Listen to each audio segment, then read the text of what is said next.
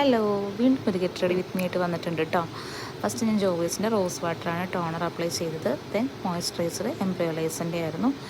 അവിടെ നല്ല തണവാണ് കേട്ടോ. അപ്പോൾ സ്കിന്നൊക്കെ ഒന്ന് ഹൈഡ്രേറ്റ് ചെയ്ത് കൊടുക്കണമെന്ന് മാത്രം നോക്കിയിട്ടുണ്ടായിരുന്നുള്ളൂ. അത് കഴിഞ്ഞപ്പോൾ ഞാൻ മാക്കിൻ്റെ സ്ട്രോപ്പ് ക്രീം അപ്ലൈ ചെയ്തു. കെ ബ്യൂട്ടിയുടെ ഒരു ലിക്വിഡ് ഹൈലൈറ്ററും അപ്ലൈ ചെയ്തു. സ്കിന്നൊക്കെ ഒന്ന് ഹൈഡ്രേറ്റഡ് ആയിട്ടുണ്ട് കേട്ടോ. അത് കഴിഞ്ഞപ്പോൾ ഞാൻ ഐ മേക്കപ്പാണ് ചെയ്ത് കൊടുത്തത്. ഞാൻ സെഫോറയുടെ സിംഗിൾ പോട്ട്സാണ് കേട്ടോ കൊണ്ടുവന്നത്. സിംഗിൾ ഐ ഷാഡോസാണ് കൊണ്ടുവന്നത്. കാരണം വലിയ പാലറ്റൊക്കെ കൊണ്ടുവന്നിട്ട് ഇൻ കേസ് എന്തെങ്കിലും അവരുടെ ചെറിയ കാര്യങ്ങളൊക്കെ വന്നു കഴിഞ്ഞാൽ അത് കംപ്ലയിൻ്റ് ആവില്ല.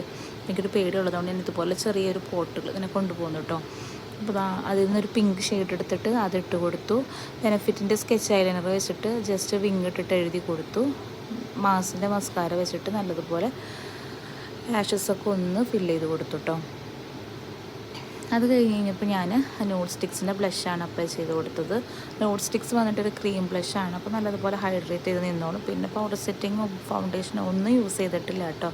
പിന്നെ ഒരു നല്ലൊരു റെഡ് ലിപ്സ്റ്റിക്കും കൊടുത്തു. അപ്പോൾ തന്നെ മേക്കപ്പ് കാണാൻ നല്ല അടിപൊളിയായിട്ടില്ലേ. ഇതുപോലുള്ള കുഞ്ഞു കുഞ്ഞു വീഡിയോസായിട്ട് ഇനി വരാം കേട്ടോ.